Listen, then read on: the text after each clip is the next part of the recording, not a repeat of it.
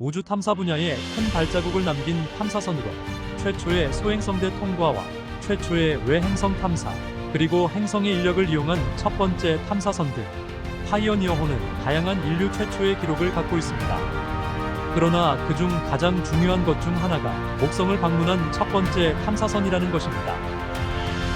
발사된 지 1년 반이 지나 1973년 12월 3일 최초로 목성 표면에서 13만 2250km까지 접근하는데 성공하게 되고, 목성과의 이 거리는 대략 하루에 210W 이상의 강한 방사능에 노출되는 거리로, 이는 일반 성인 기준 1년치 허용 방사능 양이 1mS의 26만 배나 되는 양으로, 이 정도에서는 탐사선의 정상 작동을 기대할 수 없고 인간의 과학기술로는 막을 수 있는 방법이 없기에 나사의 과학자들은 그냥 운에 맡길 수밖에 없게 됩니다. 그러나 파이어니어는 강한 목성의 자기장과 엄청난 방사능, 그리고 지구의 22배가 넘는 압력 등을 이겨내고 끝까지 살아남아 가장 가까이에서 목성을 촬영하는 데 성공하고, 또 목성에 대한 자기장 등 탐사 자료를 지구에 전송하고 탐사 임무를 지속하였습니다. 실제 1995년 12월 7일 갈릴레오 탐사선이 목성의 대기 조사용 탐사선을 투하했는데, 대기 상층에서 압력과 방사능을 견디지 못하고 1시간 만에 연락이 끊긴 적도 있습니다. 후에 파이어니어의 이 자료들은 보이저 1, 2호를 비롯하여 갈릴레오, 카시니 등 외행성 탐사선들이 무사히 임무를 수행할 수 있게 하는 핵심 역할을 하였습니다. 이렇듯 인류의 태양계 탐사에서 가장 중요한 임무를 수행한 파이어니어 탐사선들은 마지막이자 수십만 년이 걸리는 두 번째 미션을 수행 중에 있습니다. 파이어니어 10호는 황소자리 방향으로 황소자리 1등성인 알데바란을 향해 가고 있으며, 약 9만 년 후에야 HIP 117,795 항성 부근 0.75 광년까지, 즉 7억 5,600만 킬로미터까지 접근 가능하고, 이 항성 부근에서 지적 생명체를 만나지 못하며 이후 계속 항해를 거듭하여 약 200만 년 후에 목적지인 알데바란에 도달할 예정입니다. 파이어니어 11호의 여정은 방패자리의 M26 방향으로 초속 11.191km로 이동 중이며, 약 92만 8천 년 후 TYC-992-192-1 항성을 근접 통과할 예정이며, 마찬가지로 이 항성 부근에서 외계지적 문명과 만나지 못하면 수십만 년 먼 우주 공간을 홀로 여행을 하게 됩니다. 달리 보면 미래의 인류의 흔적이 될 수 있는 유물 2점을 우주 공간에 남겨놓았다고도 말할 수 있습니다. 그 후 두 번째 전달자로 나사가 제작한 무게 722kg의 무인 성간 탐사선인 보이저 1호는 태양계 행성 탐사 프로젝트인 보이저 계획의 하나로 1977년 9월 5일에 발사되어 2024년인 현재까지도 운용 중인 우주 탐사선으로, 화성 바깥쪽의 모든 행성이 일렬이 되는 행성 간 대여행이라 불리는 사건을 이용하여, 즉 중력의 힘을 이용해 가장 가까운 경로로 그 행성들을 이용하여 비용을 절감하며 탐사를 진행할 수 있는 천체 현상을 이용하여 1979년 3월 5일에는 목성에 근접하여 그 위성인 2호의 화산 활동을 확인하였으며, 그 후 2년도 안 되어 6억 5천만 킬로미터를 이동하여 1980년 11월 12일에는 토성에 근접하여 보리의 구조와 그 위성인 타이탄의 대기를 조사하였으며, 이를 끝으로 1989년부터는 탐사선 본래 임무인 태양계 천체 탐사는 더 이상 진행하지 않으며 새로운 프로그램인 태양계 밖 성간을 탐사하는 새로운 임무를 수행하고 있습니다. 현재 위치는 태양으로부터 238억 킬로미터 거리로 인간이 만든 물체 중 지구에서 가장 멀리까지 이동한 물체가 되었으며, 앞으로도 2030년까지는 지구와 통신도 가능하여 대략 300억 킬로미터 거리까지는 미지의 성간에 대한 정보를 지구에 계속 보내올 예정입니다. 그러나 이 정도 거리에서는 파이오니어와 마찬가지로 태양과 너무 멀리 떨어져 태양열을 이용한 동력을 얻을 수가 없어 궤도의 기점이 돼 태양계 내 해성들의 출몰지인 오르트 구름까지 3분의 1도 가지도 못한 지점에서 모든 전력이 차단되어 관성에 의해 움직이게 되며, 누군가 다시 깨워줄 순간을 기다리며 그들에게 전할 메시지를 싣고 목적지인 시리우스 방향으로 이동하고 있습니다. 그리고 보이저 2호도 1호와 마찬가지로 현재는 지구에서 128AU 즉 192억 킬로미터 이상 먼 위치로 성간 우주를 시속 55,346km의 속도로 이동 중에 있습니다. 그러나 이렇게 빛의 약 20% 정도의 속도로 이동 중인 이들의 여정은 약 300년이 지난 후인 2320년대에 겨우 오르트 구름에 들어서며, 이 오르트 구름을 벗어나는 데에만 3만 년 이상이 걸리며,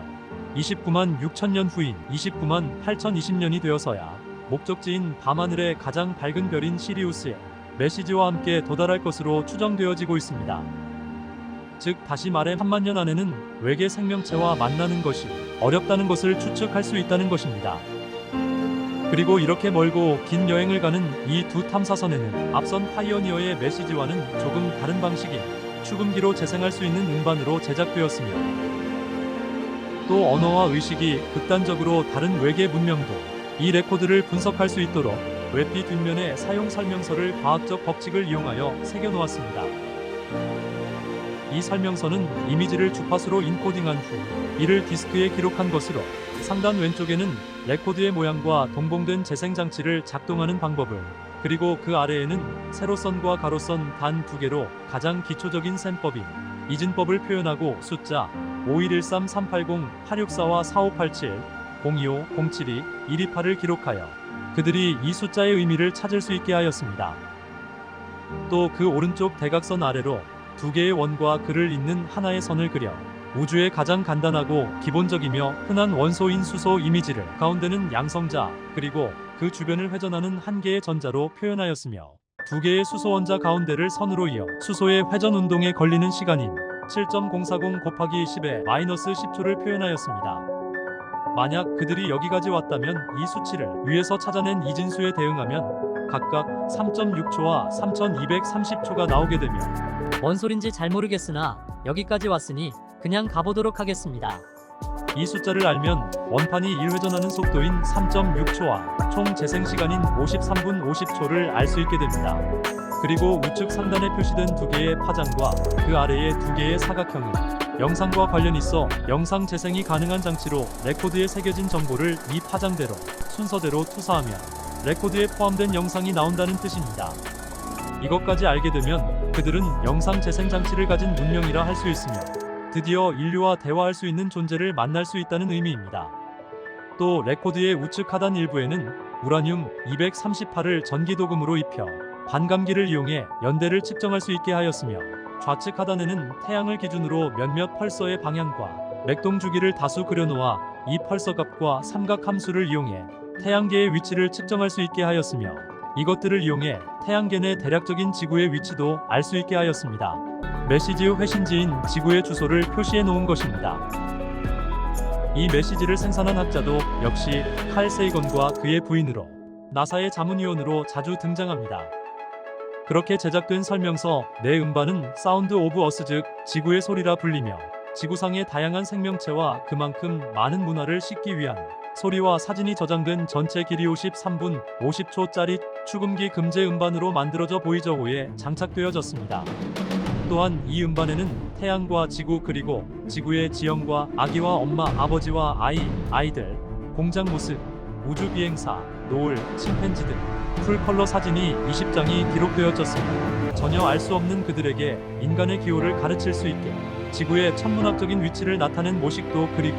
인간의 수체계와 단위 등 지구에서 쓰는 기호들, 인류가 현재까지 알아낸 대략적인 과학 이론 등이 기록되었으며 인간의 간략한 해부도와 DNA에 관한 간략한 정보도 이미지 정보로 실렸으며 녹음된 음성 정보로는 6,000년 전 수메르에서 쓰였던 아카디아어부터 현대 중국어의 한 지역 방언과 한국어 등 55개의 언어로 된 인사말과 હાર્દિક અભિનંદન. આ સંદેશો મળે વળતો સંદેશો મોકલાવશો. 고래 울음소리, 천둥이나 빗소리 등 지구의 자연소리와 바흐의 불안된 부르크 협주곡이나 척 베리의 조니비 굿 등 걸작과 루트비 판 베토벤의 고전 음악부터 미국 나바호족의 찬가 그리고 루이 암스트롱의 재즈까지 거기에 더해 세계의 민요와 악기 연주곡까지 인류의 여러 음악 등이 기록되어졌습니다. 이렇게 많은 정보를 담은 이 메시지는 제작 당시 너무 많은 정보로 인해 논란이 되었으나 실질적으로 이 레코드가 지적 생명체와 만날 가능성이 거의 없어 다시 말해 외계 문명의 관측 기술이 보이저를 찾을 수 있으려면 수십 광년 거리에서 이런 크기의 물체를 관측할 정도가 돼야 하며 외계 문명이 이 메시지 안쪽 설명판을 얼마나 이해할 수 있을지는 알 수 없는 현실적인 이유로 이 메시지가 제작 장착되어질 수 있었습니다. 그리고 이 메시지는 4만 년 정도는 지나야 근처 항성에 접근이 가능하며 그러나 만약 이 항성이 지적 문명을 가진 행성을 가지고 있고 또 그들이 이 탐사선을 발견하고 운반을 발견한다 해도 4만 년이란 시간은 인류가 멸망하지 않는다면 인류의 탐지 기술이 더욱 발전하여 현재 탐지 능력은 상상을 초월할 정도로 발전하여 그들이 보이저를 발견하기 전에 먼저 그들을 찾아낼 수 있을 것입니다. 그리고 이 골든 레코드는 보이저가 어딘가에서 별이나 행성, 소행성 따위에 들이받지만 않는다면 우주 공간에서 오랜 시간을 버티도록 아주 튼튼하게 제작되어 레코드의 바깥면은 10억 년 이상 버티며 혹시 지구가 멸망에 이르러도 인류의 존재를 증명할 수 있는 자료가 될 수도 있기에, 그러나 그보다는 외계 생명체와의 교신을 위한 시도보다 우주를 향한 상징적인 의미가 더 크다고 할 수 있습니다.